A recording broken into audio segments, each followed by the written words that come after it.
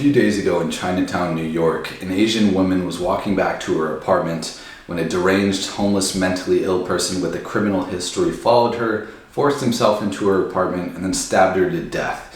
This man had 3 open cases against him and a violent criminal history, including randomly punching a 61-year-old man in the face. This comes a week after, in Times Square, New York, a 40-year-old Asian woman was pushed in front of the subway train to her death by another mentally ill homeless person. Also last week in Seattle, a female Asian software engineer who worked at Amazon was walking with her groceries on the street when a mentally ill homeless person came up with a baseball bat from behind, swung full force at her head, cracking her skull and leaving her paralyzed. What's going on here?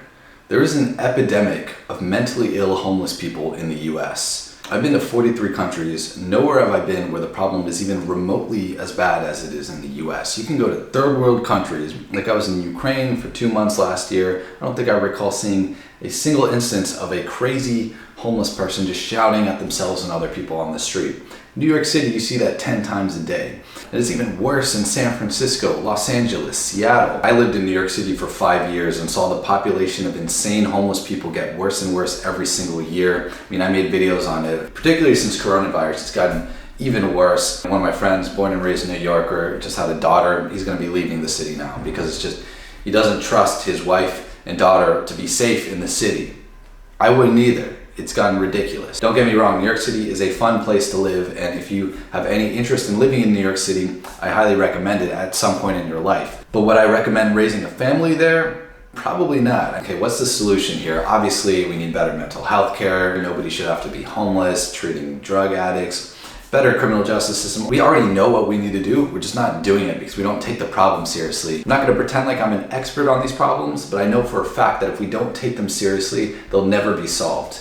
So the first step is admitting that there's a serious problem, and I think the president should declare a national state of emergency on this issue so that we actually take this problem seriously, just like we did coronavirus. What I would do if I were in charge would to make sure that anybody who needs a house and mental health care can get that. There should not be people clearly out of their mind shouting at themselves and other people on the street. Take these people out the streets. They're clearly lost their mind, and when they've gotten their minds back and they're no longer a danger to society, then yeah, we can release them back onto the streets. Anybody who commits a random, unprovoked, violent crime should get a very harsh penalty, should not be allowed back on the streets until they are deemed mentally fit and no longer a danger to society by a mental health care professional. Beyond that, one of the biggest struggles with being a felon is that it becomes very difficult to find a job. And it's hard to have sympathy for people like this when they've actually committed heinous acts. But the thing is, if they can't find a job and can't get money, then they're going to resort to other means, on top of just being completely dejected and feeling removed from society. And this man who murdered this Asian woman, when he punched the 61-year-old man before that,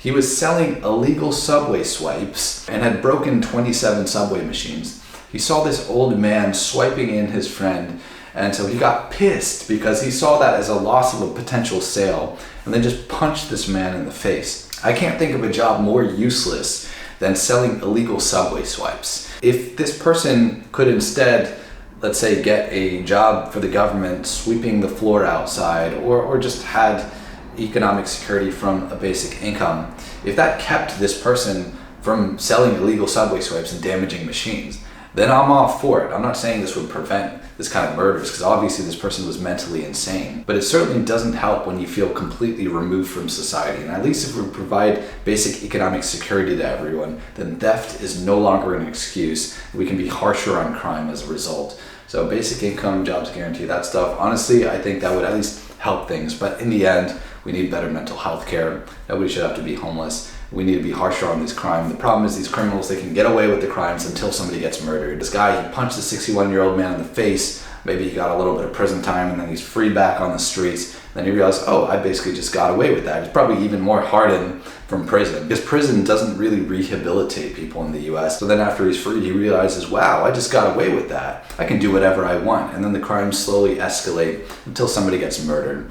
These are completely preventable deaths. We need a better criminal justice system, mental health care, homelessness, economic security, and be harsher on violent crime. Nobody should have to die unnecessarily. Time to start taking this seriously. Rest in peace to all these innocent victims who unnecessarily died. I hope instead of politicians just offering empty words, we actually change something this time and prevent another unnecessary death like that from ever happening again.